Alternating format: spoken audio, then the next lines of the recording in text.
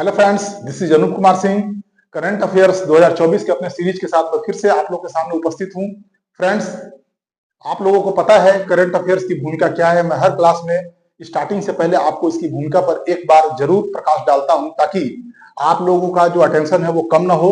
और current affairs ही मात्र और एकमात्र ऐसा एक सेक्शन होता है पूरे जीएस खंड का जो नया होता है। बाकी सारा आप साल भर पढ़ते हैं, इसीलिए करंट अफेयर्स को एग्जाम के दिन तक रिवीजन और उसका क्या है, उसको जो नए नए चीजें हैं उसको हमको ग्रहण करना पड़ता है, ठीक है।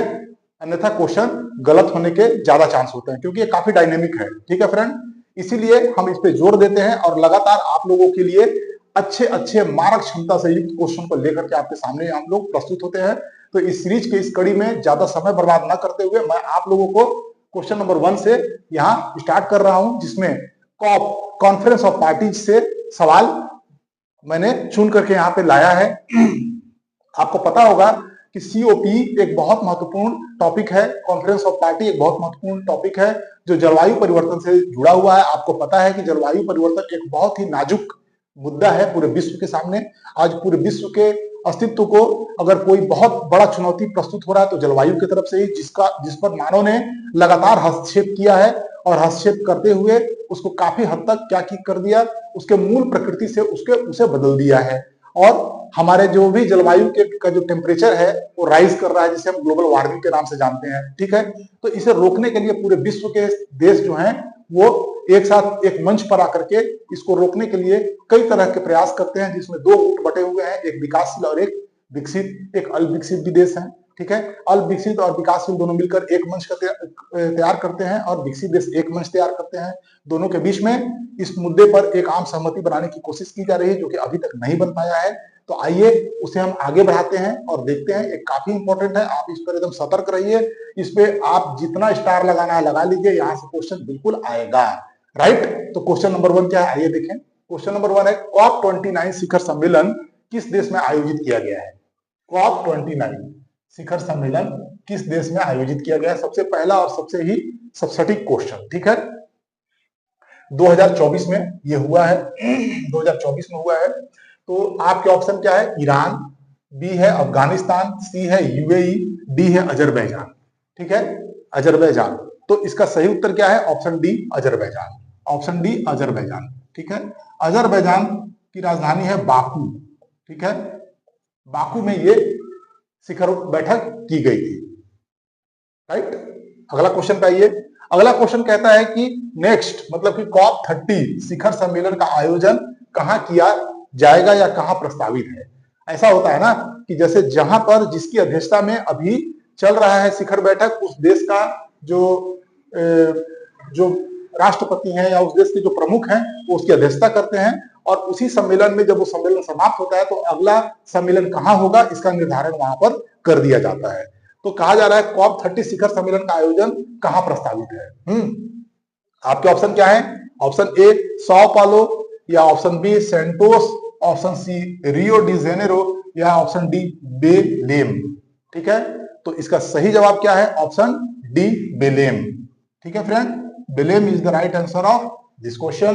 मैंने 30वां शिखर बैठक कॉप का बेलेम में होगा। देखिए ये चारों ही जो आपको शहर के नाम दिए हैं, चारों ही ब्राजील के महत्वपूर्ण शहर हैं, लेकिन बेलेम जो है वो क्या है, इसे कहा जाता है हार्ट ऑफ अमेज़न, ठीक है। तो यहां पर 30वां शिखर सम्मेलन होने वाला है। ये जस्ट अमेज़न नदी के किनारे स्थित है, एकदम बिल्कुल तट पर बसने वाला एक शहर है, ठीक है। तो इसे आपको ध्यान रखना है, नोट कर लेना है, बार बार याद करना है, ठीक। आगे बढ़ें। Okay friend, next question, question number 3 पे आइए। COP29 के दौरान विकसित देशों द्वारा कितनी धनराशि का पैकेज 2035 तक, देखिए इस सब पॉइंट्स को आप एकदम ध्यान से याद रखिएगा, 2035 तक प्रतिवर्ष विकसित देशों द्वारा विकासशील देशों को देने हेतु सहमति बनी है, ठीक है। तो आपके ऑप्शन है 200 अरब डॉलर, ए बी 250 अरब डॉलर, या सी 300 अरब डॉलर, या डी 500 अरब डॉलर। ओके, इसका सही जवाब है ऑप्शन सी 300 अरब डॉलर, 300 अरब डॉलर। पूर्व के 100 अरब डॉलर के धनराशि जो 100 अरब डॉलर के धनराशि का एक डिमांड रखा गया था, उससे वह पास नहीं हो पाया, जिसकी वजह से फिर इस पर सहमति बनाने की कोशिश लगातार की गई और फिर 300 अरब डॉलर के सहमति बनती हुई विकासशील देशों का रुझान देखा गया है और विकासशील देश माने कि 300 अरब डॉलर प्रति वर्ष 2035 तक भरपाई की जाएगी। जलवायु को जो इतना क्षति पहुंचा है, जलवायु परिवर्तन के कगार पे आज हम पहुंच गए हैं, उसमें क्या है, विकसित देश और विकासशील देश दो ग्रुप में बढ़ चुके हैं।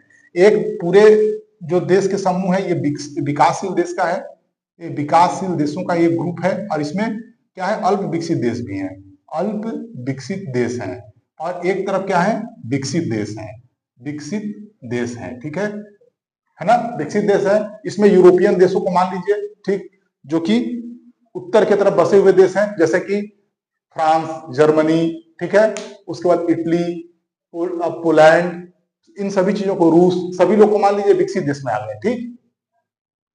फिनलैंड, स्वीडन, इन सभी देशों को इसमें मान लिया, ब्रिटेन, अमेरिका, कनाडा, सभी देश क्या है, ये मिलकर विकसित देश बन गए। और विकासशील देश में कौन कौन है, चीन, भारत, इस तरह के सभी जो देश है, जितने भी एशियाई कंट्रीज हैं, अफ्रीकन कंट्रीज है, दक्षिण अमेरिका के जो भी कंट्रीज हैं, इन सभी को हम मान लिए विकासशील देश।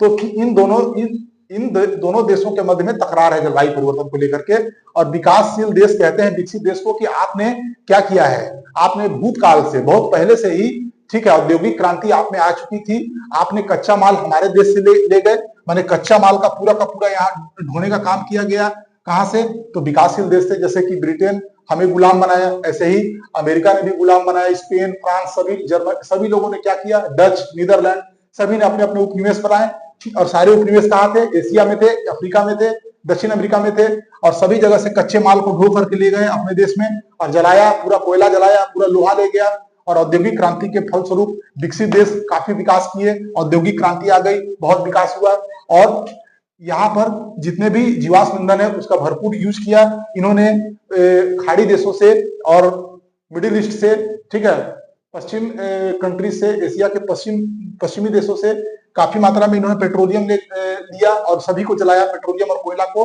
और इससे क्या हुआ, धीरे धीरे पर्यावरण प्रदूषण बढ़ा और जलवायु परिवर्तन आगे बढ़ता चला गया। तो ये देश बोले विकासशील कि भाई इतना दिन से जो आपने जलवायु को बदला, परिवर्तन किया, इसका भरपाई कीजिए। तो भरपाई करने के लिए ही, जलवायु परिवर्तन के लिए ही हम कॉप सम्मेलन धीरे धीरे बुलाते हैं और सभी लोग इकट्ठा होते हैं और बात करते हैं। तो बात यही हुआ कि विकसित देश कितना देंगे, 300 अरब डॉलर, 300 अरब डॉलर सालाना देंगे। तो इस पैसे का होगा क्या, तो इस पैसे का यूज करेंगे विकासशील देश, किस लिए, अच्छे टेक्नोलॉजी के लिए, राइट। उसके बाद ये अपने देश के अंदर जो उपलब्ध जीवाश्म ईंधन है इसको कम जला करके सूर्य के द्वारा जो साफ स्वच्छ ईंधन है, ठीक है, विंड एनर्जी है, ठीक है, इन सभी चीजों का ये इस्तेमाल को बढ़ावा दिया जाएगा, जिससे जलवायु परिवर्तन को कम किया जाए। फ्रेंड्स, लेकिन भारत ने इसका कड़ा विरोध किया है और भारत ने इसको खारिज कर दिया है। इस सम्मेलन में भारत ने कहा ये इतना मामूली रकम है कि इससे कुछ भी नहीं होने वाला है, ठीक है।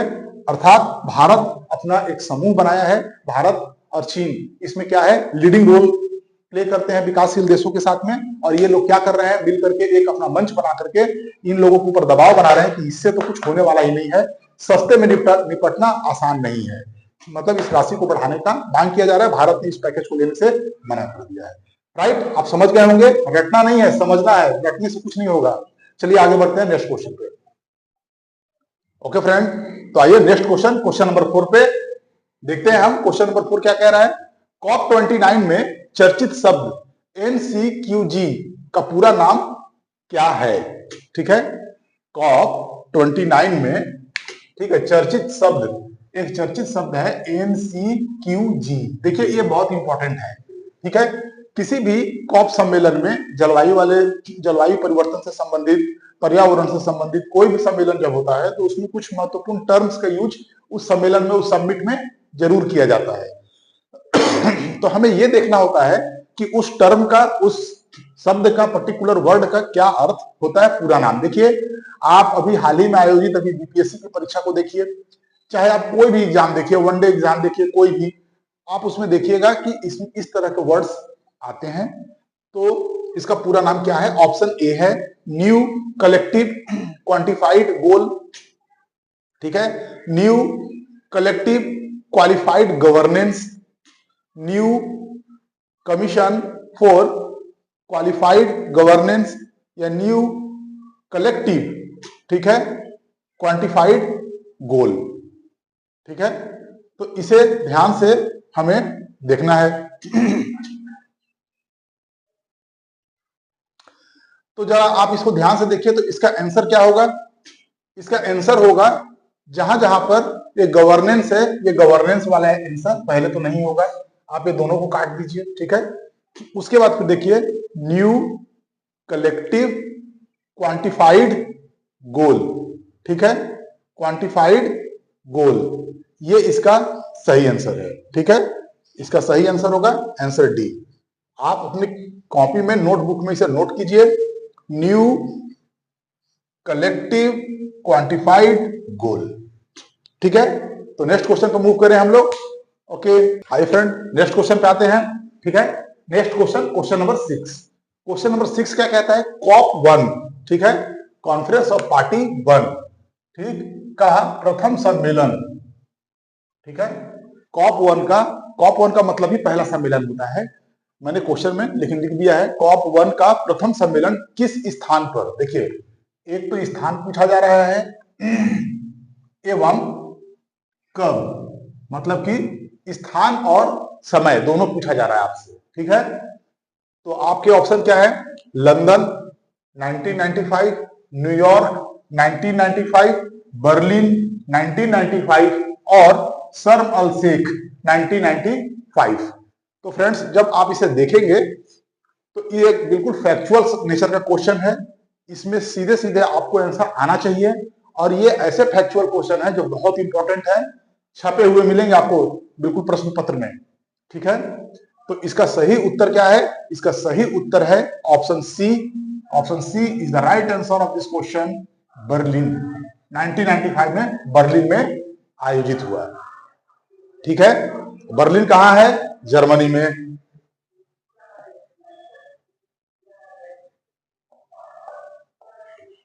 आगे चलें नेक्स्ट क्वेश्चन पे, क्वेश्चन नंबर 7। कॉप 29 जिसका आयोजन बाकू में अभी हाल ही में किया गया, ये तो आपको पता है, मैंने इस पर डिस्कशन काफी अच्छे से और लंबे डिस्कशन मैंने इस पर रखे थे। बाकू में अभी हाल ही में संपन्न हुआ। भारत का प्रतिनिधित्व किसने किया है? भारत का प्रतिनिधित्व किसने किया है? इस पे आप स्टार लगा लीजिए, जितनी आपकी इच्छा हो लगा के रख लीजिए, क्योंकि ये छपा हुआ मिलने वाला है आपको क्वेश्चन पेपर में, एकदम राइट। तो इसका क्या होगा सही उत्तर? अपने ऑप्शन पे आइए पहले। धर्मेंद्र प्रधान जी, ठीक है, माननीय मंत्री भारत सरकार, अनुराग ठाकुर, उसके बाद फिर पीयूष गोयल, उसके बाद फिर कीर्तिवर्धन सिंह। ये सभी भारत सरकार में बहुत महत्वपूर्ण पद को धारित करने वाले गणमान्य व्यक्ति हैं, ठीक है। तो इनमें से सबसे सही उत्तर क्या होगा? तो इसका सही उत्तर है option D, Kirtivardhan Singh. Option D, Kirtivardhan Singh. तो देखिए कीर्तिवर्धन सिंह जो है वो केंद्रीय जलवायु परिवर्तन मंत्रालय के राज्य मंत्री हैं, ठीक है। ये केंद्रीय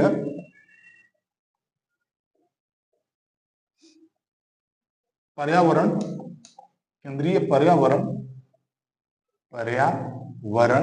एवं जलवायु परिवर्तन, ठीक है, परिवर्तन मंत्रालय में क्या है? ये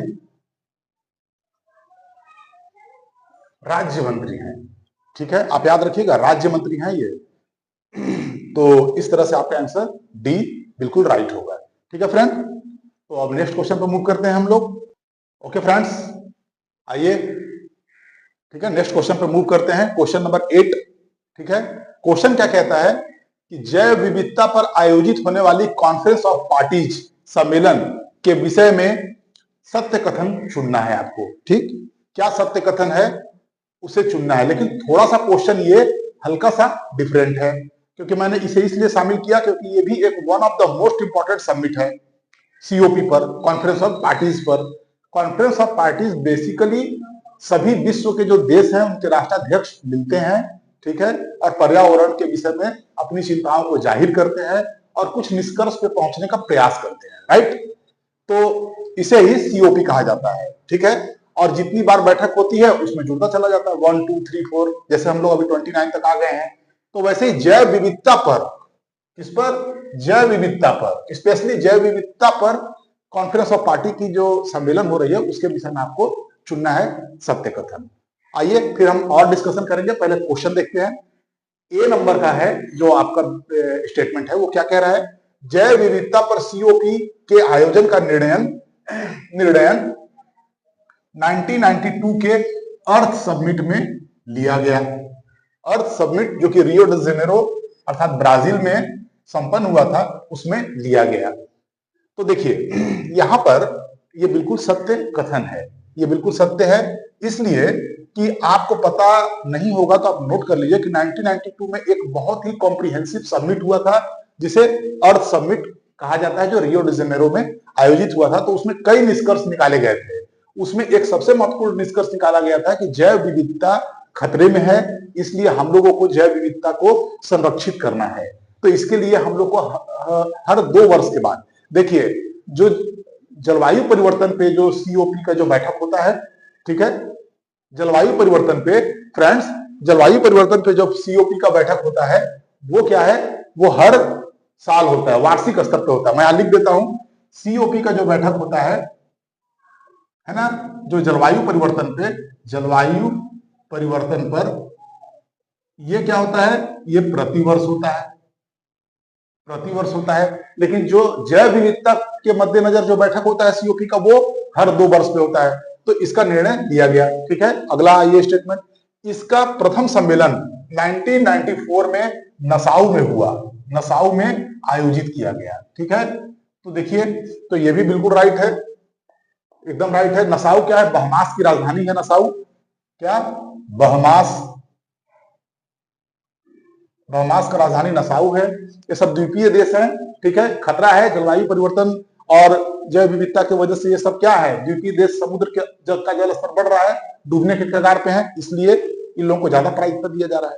तो देखिए सम्मेलन क्या है, 1994 में पहला सम्मेलन, कौन सा पहला सम्मेलन, तो जैव विविधता पे, तो बिल्कुल राइट है ये, ध्यान रखिएगा। मैंने एक और बताया था कि पहला सम्मेलन जलवायु परिवर्तन पे COP1 का कहां हुआ था, तो बर्लिन मैंने बताया था, दोनों में अंतर है, बार बार कह रहा हूं।